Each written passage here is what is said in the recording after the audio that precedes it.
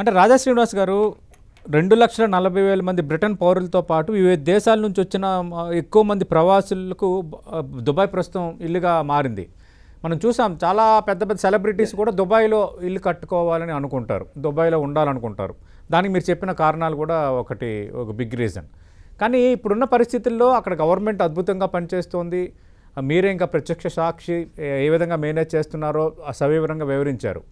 కానీ దీని ఇంపాక్ట్ అంటే యుద్ధము, కొంత యుఏఈ మీద కూడా అటాక్స్ జరుగుతున్నాడు, వీటన్నిటి నేపథ్యంలో భవిష్యత్తులో కొంచెం ఇది ఏమైనా ఇంపాక్ట్ అయ్యే అవకాశం ఉందా? ఇది సేఫ్ ఏవెన్ కాదు అన్న భావన ఏమైనా కొందరిలో బయలుదేరొచ్చా? అంటే mind set of the people రెండు రకాలు ఉంటారండి. ఒకటి ఇమీడియట్ రిపల్షన్ అయ్యే మైండ్ సెట్ ఒకటి ఉంటుంది, ఒకటి careful observation of the environment. Okay, ఈ ఇమీడియట్ రిపల్షన్ మీద వచ్చే పర్సంటేజ్ లేక ఉండదు. మనకు రెండు రకాల మనస్తత్వాలు ఉంటాయి. ఆ ఇమీడియట్ రిపల్షన్ వచ్చిన వాళ్ళు they might get subjected to కొంచెం ప్రెషర్ లో వచ్చేసి అమ్మేసి కొంత రియాలిటీ ఇండెక్స్ డౌన్ అవ్వచ్చు.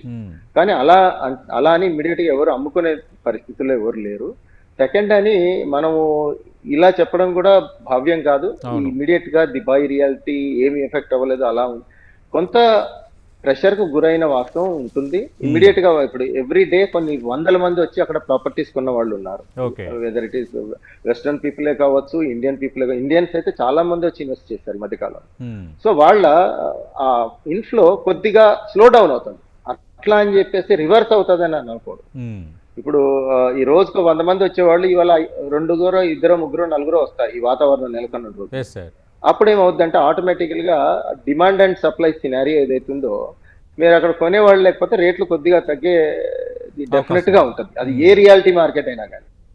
ఇప్పుడు మీరు కోవిడ్ లో చూస్తే చాలా పడిపోయింది మనకు కూడా రియాలిటీ మార్కెట్. అమ్మకాలు కొనుగోలు లేకపోతే ఏమవుతుంది, ఆబ్వియస్ గా it is world supply chain fundamentals, మీకు ప్రైసింగ్ కింద పడిపోదు. అదే ఇప్పుడు అక్కడ అవ్వచ్చు. ఇప్పుడు అయిందని నేను అవ్వట్లేదు, డెఫినెట్ గా అవ్వచ్చు. కొంత కరెక్షన్ అవుతుంది. కొంత కరెక్షన్ అయినా కానీ మళ్ళీ పుంజుకునే కెపాసిటీ ఈ దుబాయ్కి ఉందనేది నా ప్రగాఢ నమ్మకం. ఓకే, అంటే మన భారత్ పరంగా కూడా ఎలాంటి ఇబ్బందులు ఉండవని నిశ్చింతగా ఉండొచ్చా, లేదంటే కొద్ది రోజులు సమస్యలకు మనం సిద్ధం అవ్వాలా శ్రీనివాస్ గారు? ఇవ్వరనే నేను అనుకుంటున్నాను.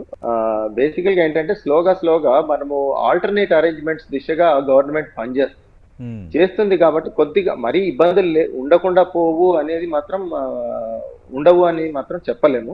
కొద్దిగా ఇబ్బందులు గురవుతాయి ఎనర్జీ సెక్టార్ లో, ఫర్ షూర్ గ్యాస్ సెక్టార్ లో అవుతాయి. దాని ఇంపాక్ట్ సర్వీస్ ఇండస్ట్రీస్ మీద కూడా ఉంటుంది. అంటే మీరు ప్రైసింగ్ ఇప్పటి వరకు ఇంకా మన ఇండియన్ గవర్నమెంట్ అన్ని రకాలుగా అడ్జస్ట్ చేసుకొని ఎక్సైజ్ డ్యూటీ వీటిని అడ్జస్ట్ చేసుకొని ప్రైసింగ్ ఇంకా మెయింటైన్ చేస్తుంది. అది రీజన్స్ ఏవైనా కావచ్చు, వాళ్ళ పొలిటికల్ రీజన్స్ కావచ్చు, ఇది కావచ్చు.